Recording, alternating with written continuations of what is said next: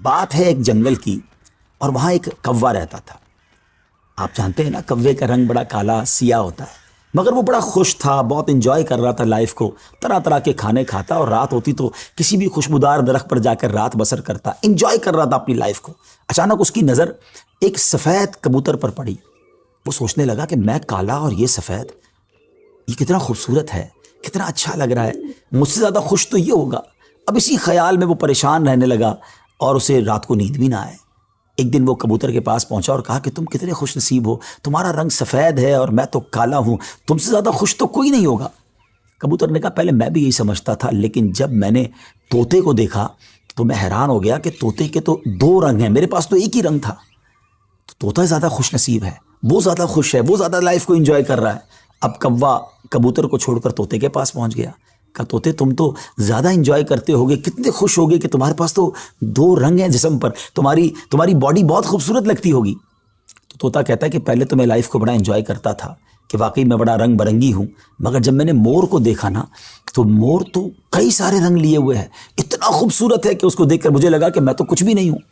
اب کوا اڑتے اڑتے پہنچ گیا مور کے پاس۔ مور چڑیا گھر کے ایک پنجرے میں موجود تھا۔ پہلے تو وہ انتظار کرتا رہا کیونکہ بہت سارے لوگ مور کو دیکھنے آئے تھے۔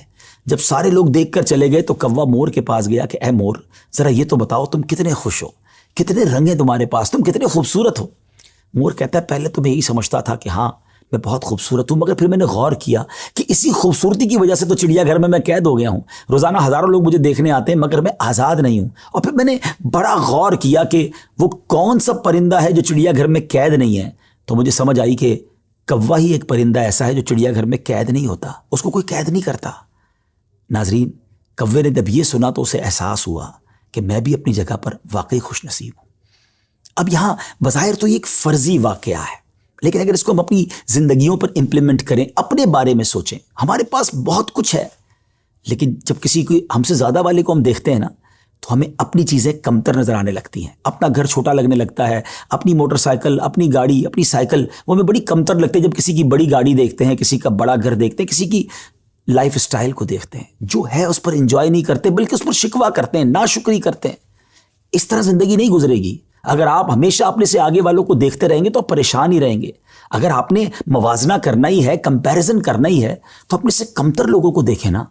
کئی لوگ بڑی مشکل زندگی گزار رہے ہیں، اللہ نے مجھے اور آپ کو بہت خوشحال رکھا ہے، جی ہاں اب بھی ہم لاکھوں کروڑوں سے اچھے ہیں، لیکن مسئلہ یہ کہ ہمیں تو آگے والوں کو دیکھ کر ڈیمورلائز ہونا ہوتا ہے۔ شکر ادا کیجئے، اور سبحان اللہ، میرے رب کا تو وعدہ بھی ہے نا قرآن میں، لَإِن شَكَرْتُمْ لَأَزِيدَنَّكُمْ، تم میرا شکر ادا کرو میں تمہیں اور دوں گا۔ تو جب آپ اللہ کا شکر ادا کر رہے ہوتے ہیں نا کہ یا اللہ تو نے مجھے کروڑوں سے اچھا بنایا، تو وہ اور عطا فرماتا ہے، آپ اور آگے بڑھتے ہیں۔ تو بہرحال یہ چھوٹی سی حکایت ہے، اللہ کرے اس سے سبق لیں، ناشکری چھوڑ دیں اور شکر ادا کرنے والے بن جائیں۔